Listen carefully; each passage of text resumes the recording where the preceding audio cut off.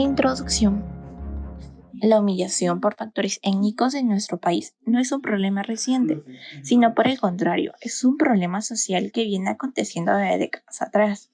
A pesar de que se ha mejorado considerablemente en la actualidad, sigue sucediendo. Por ejemplo, no hace mucho, y precisamente el 15 de octubre de 2020, fue que se consiguió la prohibición del programa La Paisana Jacinta, por construir una ofensa y atentado racista a la dignidad de mujeres indígenas andinas. En este programa televisivo se podía presenciar actos de humillación, puesto que se alimentaban los prejuicios contra las mujeres campesinas peruanas, lo que ocasionaba que muchas de estas mujeres se sientan aludidas y humilladas ante este programa, donde fue que en 2014 un grupo de mujeres cusqueñas impulsaron una demanda con ayuda de las organizaciones como el Instituto de Defensa Legal, a lo cual el canal Latina buscó apelaciones justificando los actos de humillación. En el presente proyecto buscaremos entender qué sucede dentro de la mente de una persona que sufre humillación étnica. Para ello, recolectamos información teórica pertinente y del mismo modo será analizada en testimonios de una víctima de humillación y especialistas en el tema que nos ayudarán a entender cómo sucede este proceso.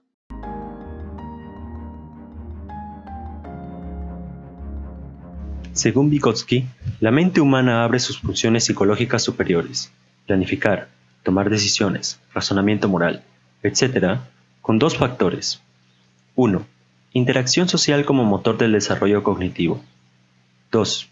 Instrumentos o artefactos culturales cuya actividad son la fuente de todas las funciones psicológicas. Uno de los instrumentos psicológicos son las normas y los valores que regulan nuestras acciones en el mundo social. Estos instrumentos culturales forman memorias y nos ayudan a tomar decisiones con sentido moral. ¿Qué es la maldad? Es un conjunto de conductas que causa daño severo y persistente que se manifiestan en escenarios diversos. Los actos de maldad se refieren a las acciones prototípicas de daño que implican un perpetrador y una víctima.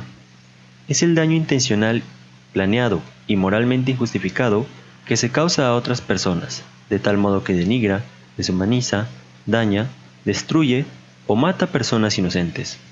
Las acciones de maldad son opuestas a las de sentido moral, pues un grupo que lleva a cabo actos de maldad le causa daño intencional a otro grupo. En la mayoría de casos donde esto ocurre, se activan mecanismos psicosociales de justificación que hacen que los miembros del grupo agresor no experimenten culpa individual ni colectiva. Ello es una estrategia habitual del victimario para desvincularse de su acción y traspasar a la víctima la responsabilidad de demostrar que dicha acción se cometió y que de ella se han derivado consecuencias negativas.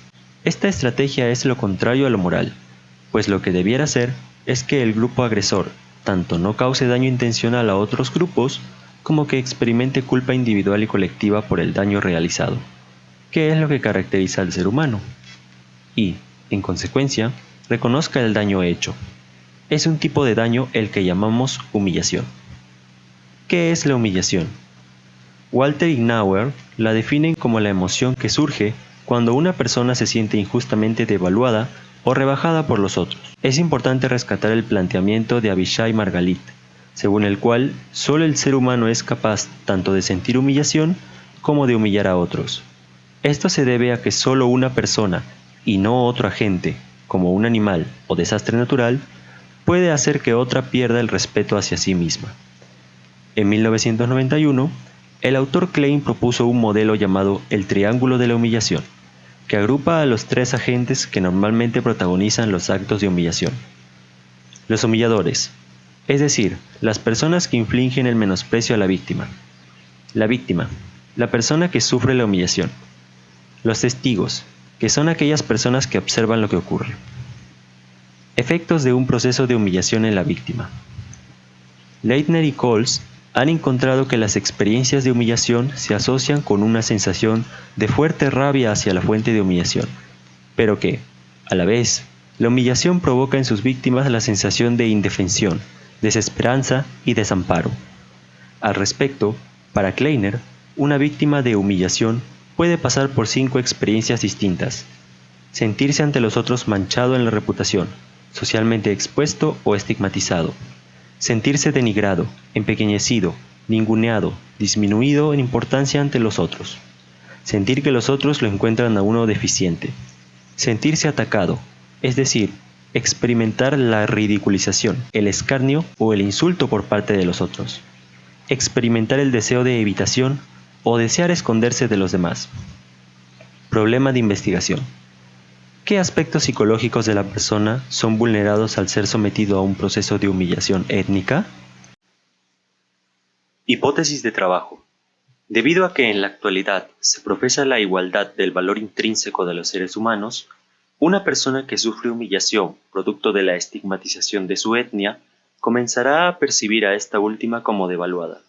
Más aún, si esta estigmatización es generalizada en la sociedad, dando lugar a que se sienta excluida socialmente. Por ende, consideramos que los aspectos principales que vulneran a la persona que sufre por los actos de humillación son: 1. Los sentimientos. Por ende, la víctima sentirá rechazo a su grupo étnico o a su tono de piel, dependiendo del caso. Esto podría llevar a un estado de depresión. 2. Conductas. La persona vulnerada buscará alejarse de quien o quienes la humillen. Marco teórico de la teoría de la humillación.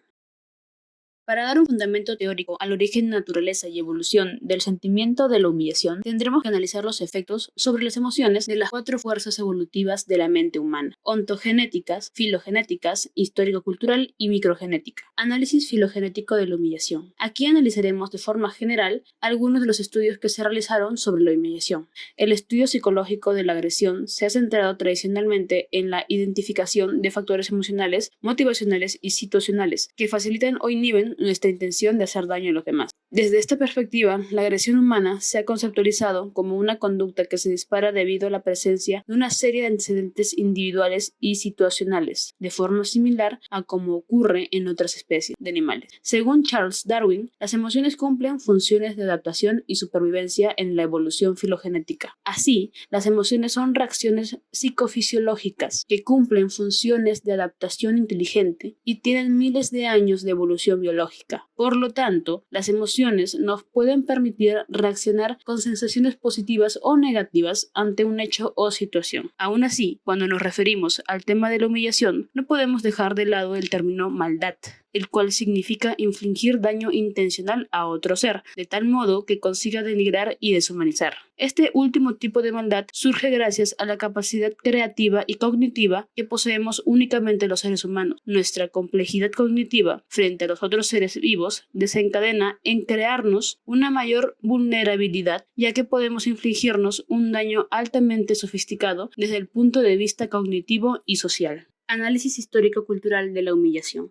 Este análisis consiste en el estudio de los sistemas simbólicos y los artefactos cognitivos. La mente humana funciona con instrumentos psicológicos, que ahora se denominan artefactos cognitivos, pues estos exorregulan las funciones psicológicas: lenguaje oral y escrito, mapas, sistemas de cronometría, obras de arte, monumentos, etc.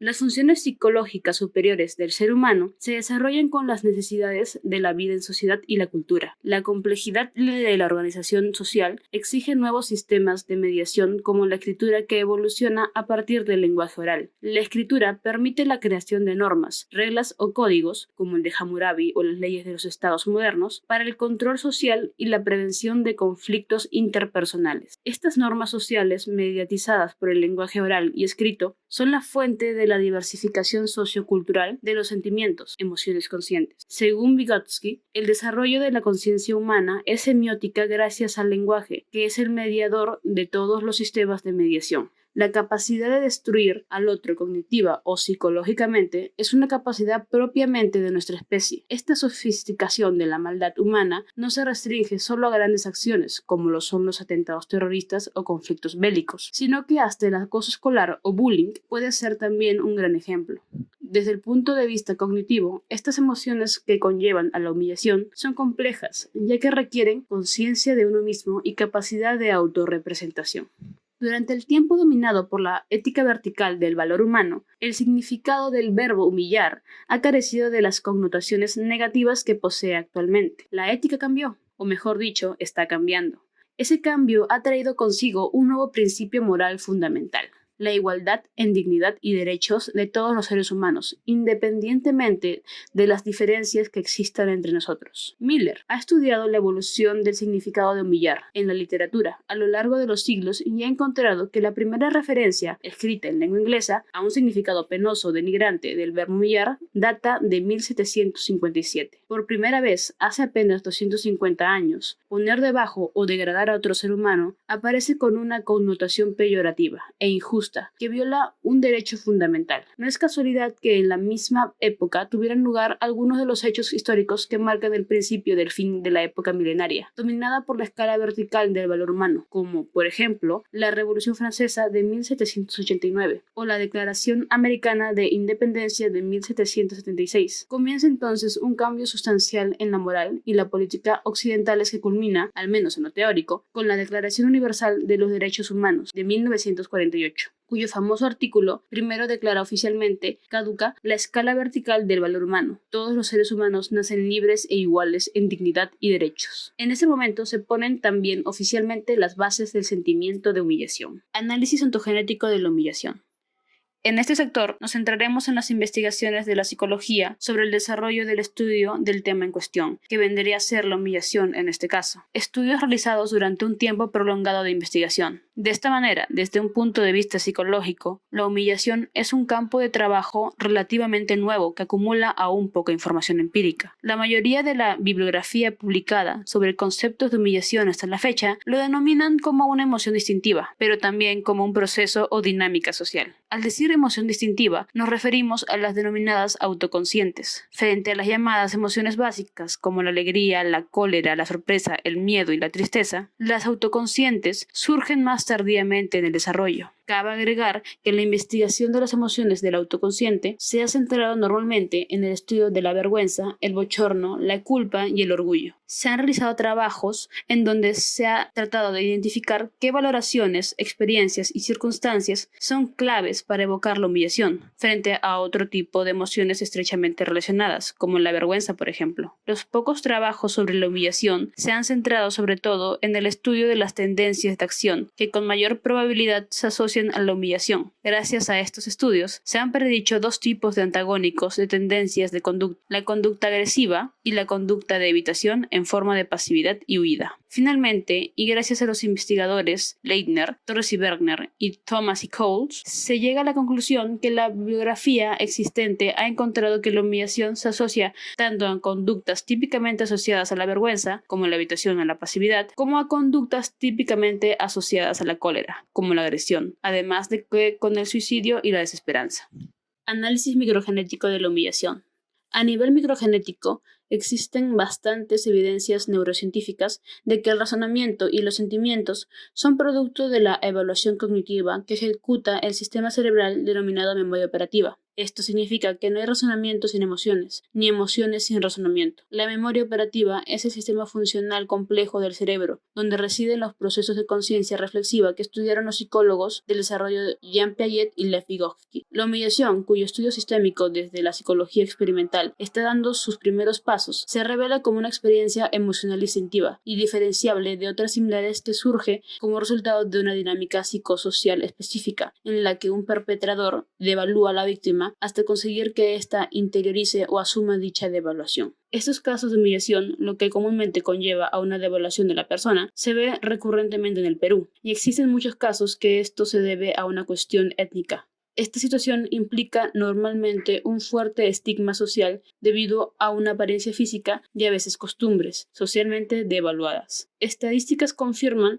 el mencionado conflicto en el Perú. De un grupo determinado de personas entrevistadas, el 35.3% está de acuerdo que la humillación sucede en algunos casos debido a rasgos faciales o físicos, y otro 29.4% dice que el motivo es netamente por el color de la piel. Esta humillación se manifiesta de distintas formas, siendo las más comunes la agresión verbal, como lo son los insultos, las frases y las bromas, 58.7%, y el trato despectivo, 35.9%.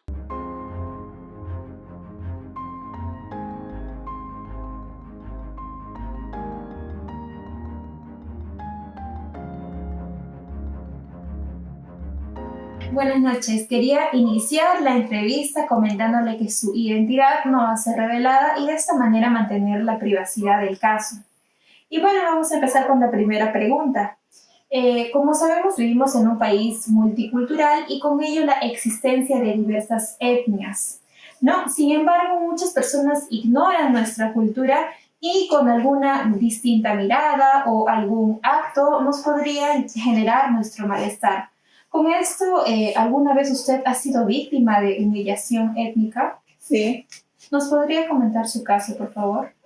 sí, porque muchas veces he sido humillada, porque vine de provincia muy joven y no sabía hablar, no sabía vestirme, por esas cosas, por esos motivos, muchas veces me han humillado, me han criticado y en el trabajo también, los compañeros, los jefes, por la manera como no sabes expresarte, no sabes hacer el trabajo, no te quieren ayudar.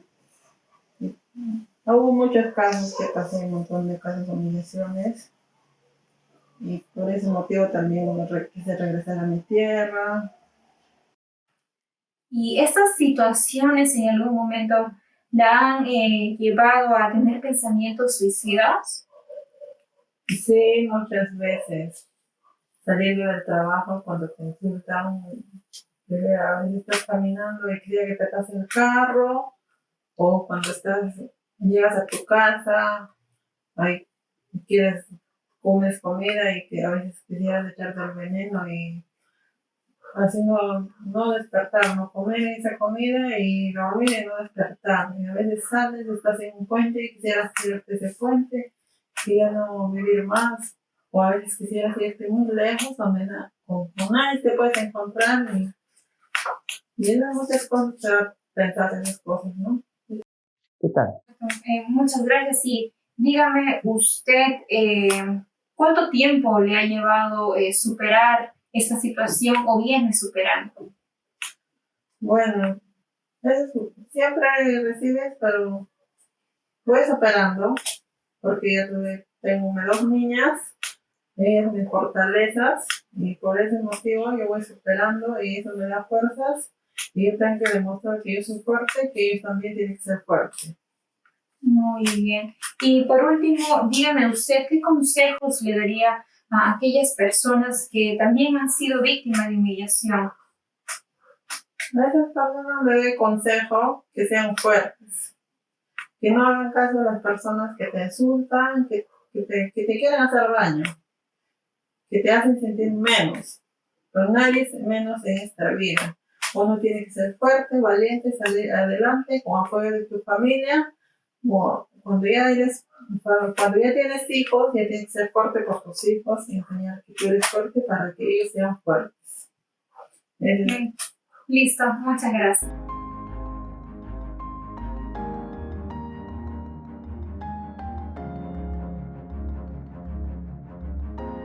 ¿Qué tal? A la primera pregunta, ¿cómo debería afrontar su situación una persona que sufre humillación étnica? Lo primero que tiene que hacer esta persona es alejarse de esos ambientes de humillación. Buscar grupos de apoyo. Las personas somos seres sociales. No podemos estar aislados. Es por eso que si venimos de un lugar, de un tipo de cultura, es necesario vincularnos con personas que compartan esa cultura. Y un segundo punto es apoyarnos en el marco legal si la humillación llega ya a maltratar mis derechos fundamentales. Muchas personas que sufren de humillación por el temor y el miedo no denuncian el maltrato que están sufriendo, no buscan el apoyo legal. Y eso es un tema muy importante, porque eso también ayuda a que uno se sienta seguro y mantiene también nuestra integridad personal, nuestra valoración. A la segunda pregunta, ¿qué sugeriría usted para erradicar o en su defecto mermar este tipo de humillación? Las actividades de corte sociológica son importantes. Trabajar con las costumbres, con las creencias de las personas. Y ahí entra clave la educación. Desde la primaria y secundaria, enseñar la necesidad del respeto y también la necesidad de lo que es conocer la pluriculturalidad. Eso ayuda muchísimo a que uno pueda ir asimilando lo que se entiende como las variantes culturales. Porque muchas veces cuando las personas ya adultas quieren ser tratadas, es complicado porque vienen ya con un esquema formado. Por eso la importancia de empezar desde las primeras bases. Es más relevante un trabajo de concientización social. Eso es fundamental. De esa manera podríamos reducir este tipo de problemas.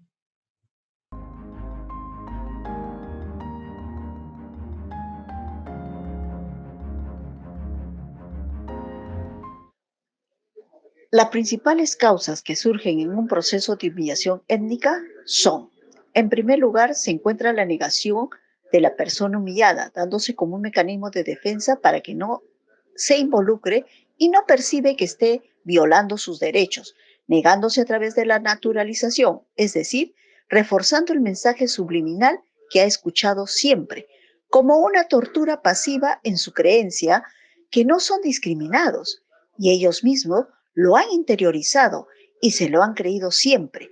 Por esta razón, no pueden luchar ni defender sus derechos.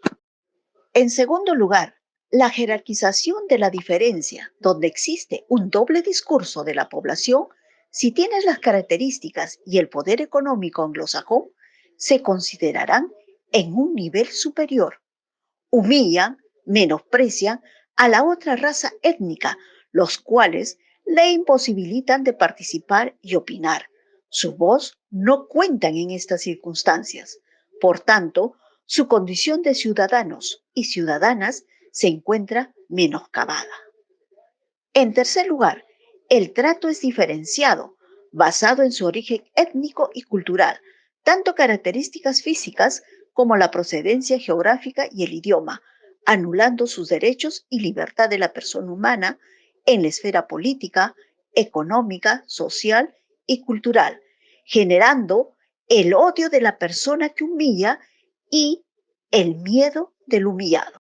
La humillación étnica afecta a la persona humana, cuadros psiquiátricos de trastornos de personalidad ansiosa, trastornos depresivos y trastornos de estrés postraumático. Las consecuencias que trae la humillación étnica, tanto para la persona como para su familia, se generan cuadros de tipo esquizofrénico y muchas veces estas personas llegan al suicidio.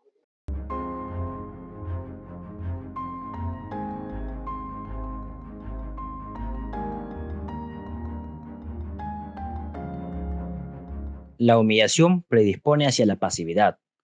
Las víctimas suelen sentir un tipo de conducta causada por la humillación. Esta es la evitación, en forma de pasividad y huida. En la segunda y en la tercera respuesta, se puede comprobar la segunda hipótesis.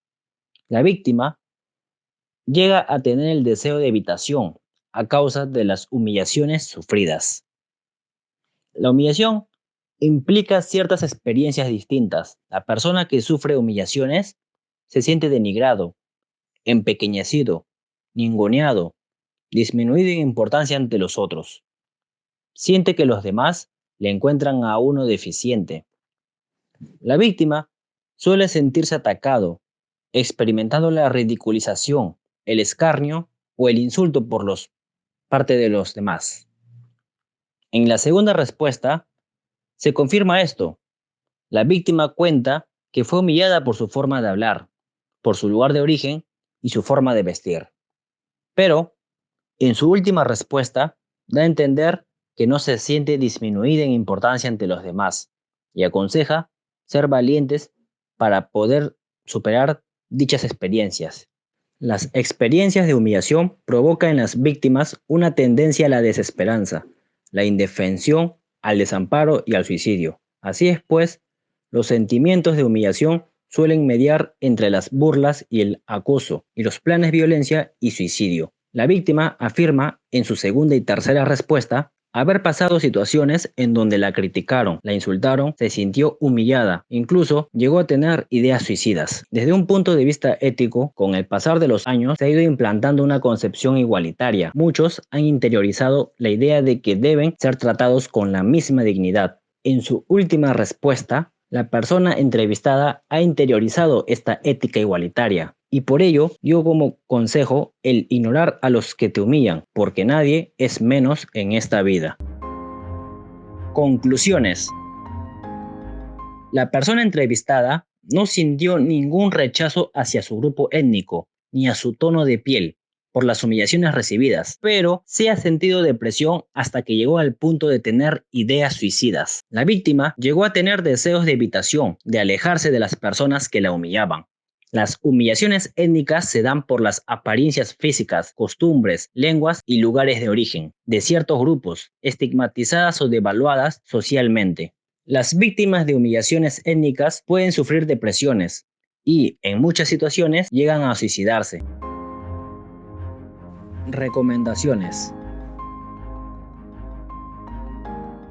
Fomentar la tolerancia en los senos de las familias como recurso para garantizar la convivencia pacífica en una sociedad cada vez más pluricultural. Las familias deben garantizar ayudas psicoterapéuticas a sus integrantes que han sufrido humillaciones étnicas para que puedan afrontar los problemas que derivan de ello. El Estado debe establecer o crear leyes para combatir las intolerancias hacia grupos étnicos estigmatizados. También hacer cumplir las leyes ya promulgadas que combaten las humillaciones étnicas y que éstas también lleguen a las capas de la sociedad más vulnerables. Enseñarles a los niños mediante el sistema educativo que se debe tolerar las diferencias de las demás personas. La educación debe ser el arma para prevenir o, en todo caso, neutralizar las humillaciones étnicas.